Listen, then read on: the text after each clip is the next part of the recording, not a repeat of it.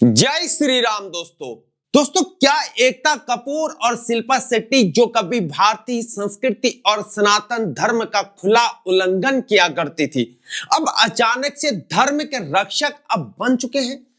क्यों इन लोगों ने अपनी पुरानी छवि को बदलने के लिए बागेश्वर धाम के बाबा धीरेंद्र कृष्ण शास्त्री की यात्रा को अपनी छवि सुधारने का जरिया बना लिया? आज हम बात करेंगे उस सनातन एकता पद यात्रा की जो दिल्ली से मथुरा तक चली थी, और उस यात्रा में शामिल हुए थे कुछ ऐसे लोग जिनका धर्म और संस्कृति के साथ व्यवहार कभी भी एक उदाहरण नहीं था। बात करेंगे क्या यह एक साधारण धार्मिक यात्रा थी या फिर राजनीतिक महत्वाकांक्षाओं और शाब्दिक चमत्कारों का प्रदर्शन। इस यात्रा के साथ जुड़े विवाद, राजनीति और उन लोगों का जमावाड़ा जिनकी आस्था से ज्यादा दिलचस्पी मीडिया की सुर्खियों में रहने में थी। और बात करेंगे कि क्या सनातन एकता के नाम पर घोटालेबाज और अश्लील कंटेंट बनाने वाले लोगों का शामिल होना सही है।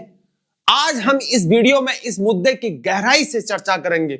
आइए जानते हैं कि बागेश्वर बाबा की यात्रा में कौन कौन से विवादित चेहरे शामिल हुए थे और क्यों सोशल मीडिया पर अब बवाल मचा हुआ है।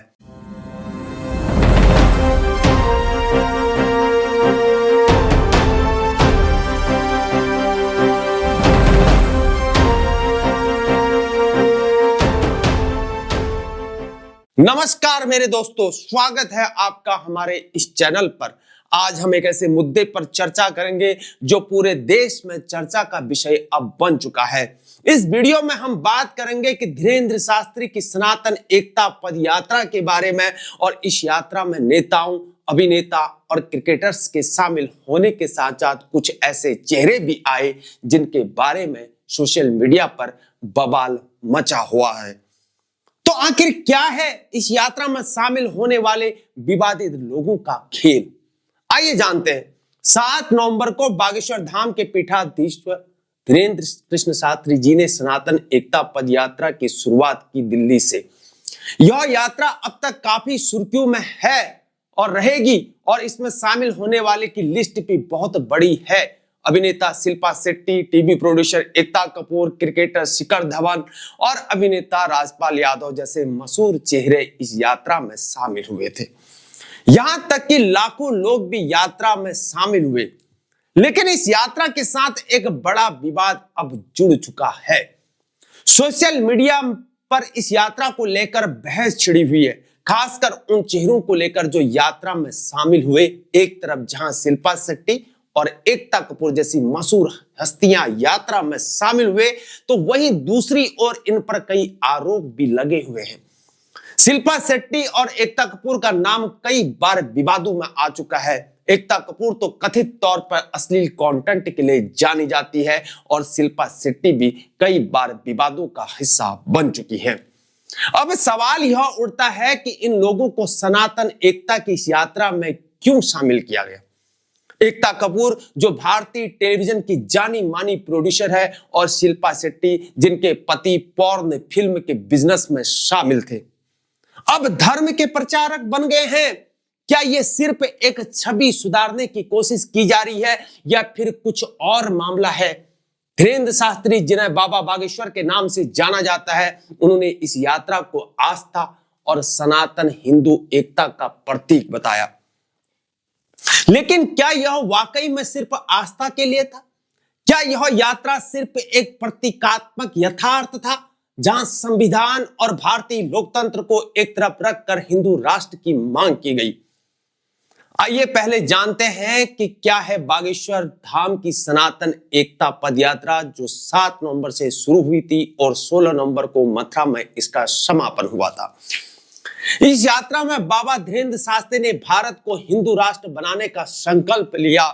यात्रा के दौरान उन्होंने 7 प्रमुख संकल्पों की शपथ ली थी, जिनमें हिंदू धर्म की रक्षा, गौ संरक्षण, लव जिहाद और धर्मांतरण के खिलाफ जागरूकता, नशा मुक्ति और समाज में एकता स्थापित करने की बातें शामिल थी। शास्त्री जी की बातें इतनी आसानी से नहीं समझी जा सकती हैं।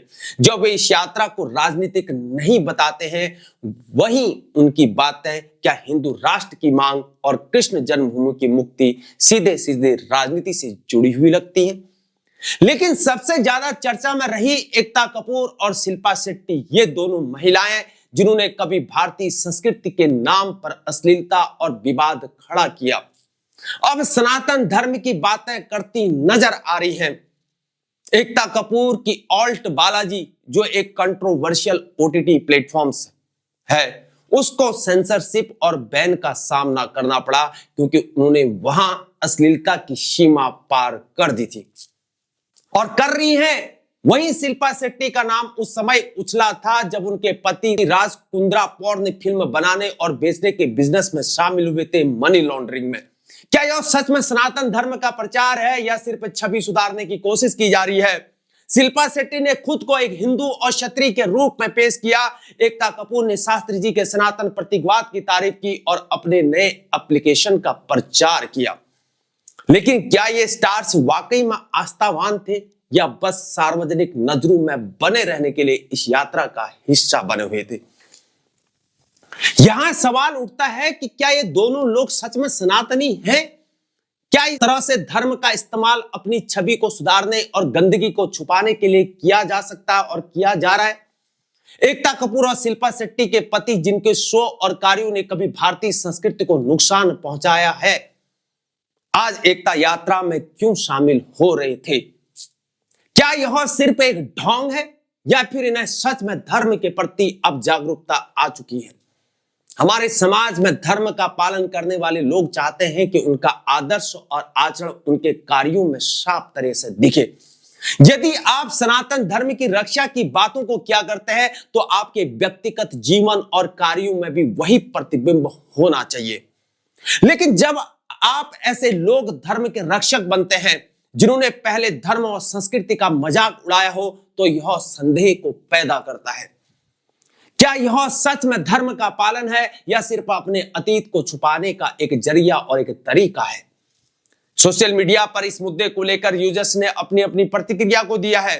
कुछ लोगों का यह कहना है कि इन लोगों का नाम घोटालों से जुड़ा हुआ है और अश्लील फिल्में बनाने वालों को सनातन धर्म से कोई भी लेना देना नहीं हो सकता है।